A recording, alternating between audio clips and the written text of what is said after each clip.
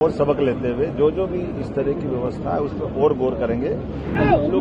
आज लोकतंत्र सेनानियों का पूरे प्रदेश स्तर के सारे सेनानियों का यहाँ सीएम हाउस में एक कार्यक्रम संपन्न हुआ, जिसके माध्यम से हमने 50 साल जो आपातकाल का कला समय था, खास करके एक तरह से ये संविधान की हत्या दिवस के नाते से था, और इस अवसर पर जब हमने पूरे प्रदेश भर में ये कार्यक्रम संपन्न किया, ऐसे में सभी स्वतंत्रता सेनानियों के तमाम लोकतंत्र सेनानियों ने अपने जीवन में वो 19 महीने अलग अलग प्रकार से जेलों में बिता करके सच्चे अर्थों में लोकतंत्र की रक्षा की थी।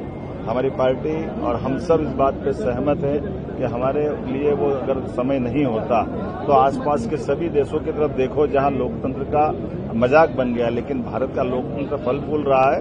तो ऐसे लोकतंत्रता सेनानियों, स्वतंत्रता सेनानियों, इनके कारण से ही हमारा लोकतंत्र गौरवान्वित हो रहा है।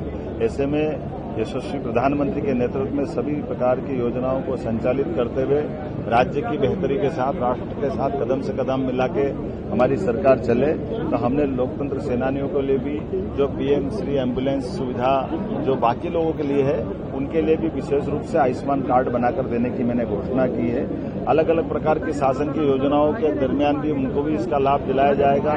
शासन के माध्यम से ऐसे लोकतंत्र के समर्थक लोगों के लिए जिन्होंने अपने सब कुछ दिया है, हमारा फर्ज है कि हम उनको स्मरण करें। आज के इस अवसर पर मैं सबका स्वागत करता हूं, अभिनंदन करता हूं।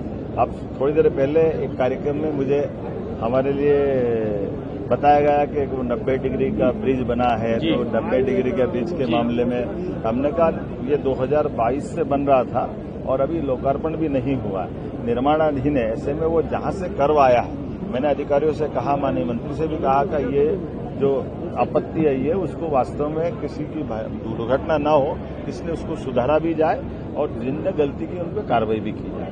उम्मीद करते हैं निर्माण के मामले में आगे से और सबक लेते हुए जो भी इस तरह की व्यवस्था है उस पर और गौर करेंगे।